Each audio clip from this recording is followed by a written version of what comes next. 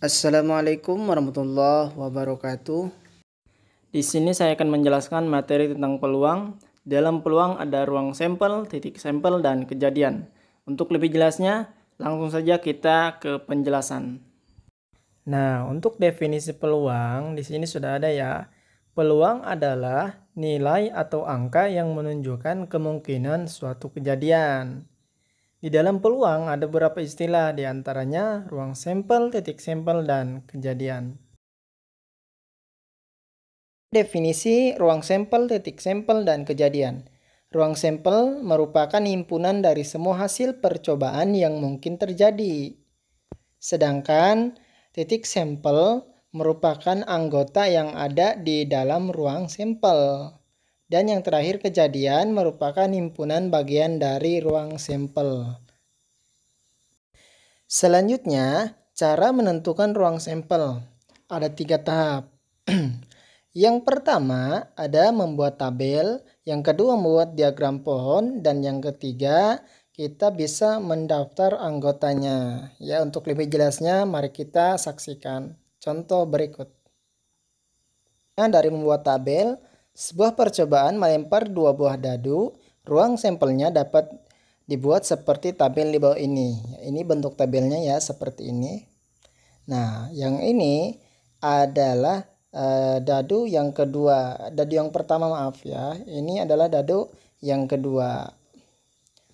Nah, kalau yang ini disebut ruang sampelnya. Jadi yang dilingkari merah ini adalah ruang sampel, sedangkan ini adalah seperti 1,6 ya, dan yang lain sebagainya disebutnya titik sampel ya. Saya rasa teman-teman sudah mengetahui waktu sekolah ya, anak di SD, SMP, dan SMA juga sudah dipelajari.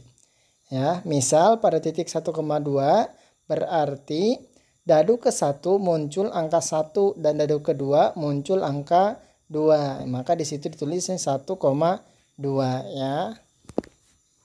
Dari gambar di atas ya kita tentu bisa mengetahui ruang sampelnya. Jadi dari mulai 1.1, 1.2, 1.3 dan sampai 1.6 itu jika kita dijumlahkan atau jumlah titik sampelnya maka 36 ya. Jika lebih mudahnya 6 kali 6 aja 36. JNS itu apa ya? Jika belum tahu sebenarnya sudah dikasih tahu ya. NS itu banyak ruang banyak ruang sampel dadu yang tadi di atas ya di kolom. Selanjutnya contoh dari diagram pohon ya. Contohnya sebuah percobaan melempar 3 mata uang, ruang sampelnya dapat dibuat seperti diagram pohon di bawah ini. Di contoh soalnya ya 3 mata uang ya, koin 1, koin 2, dan koin 3. Bisa dilihat ya, teman-teman bisa perhatikan ya seperti ini. Jadi AAA karena kan koinnya ada 3. Bisa AAG kan bisa diperhatikan ya teman-teman.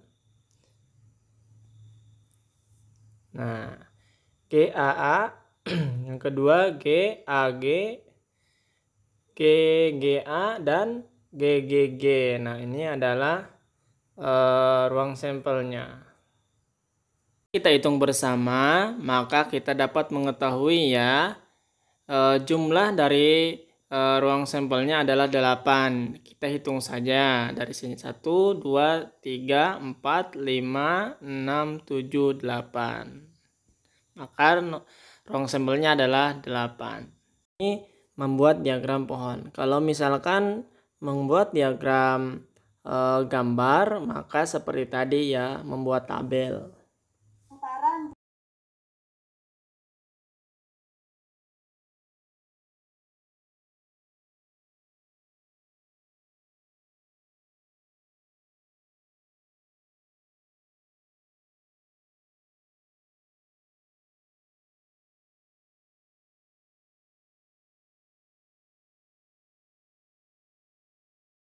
Maka ini adalah ruang sampelnya. Selanjutnya kita mendaftar anggotanya untuk menentukan ruang sampelnya ya. Sebuah percobaan melempar satu mata dadu, ruang sampelnya dapat dibuat dengan mendaftar anggotanya seperti di bawah ini. Ruang sampelnya ya disebutkan anggotanya. Jadi kan dadu itu ada 6.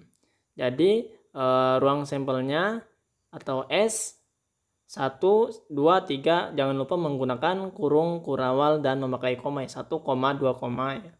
Jadi banyaknya ruang sampel sama dengan 6. 2 mata uang.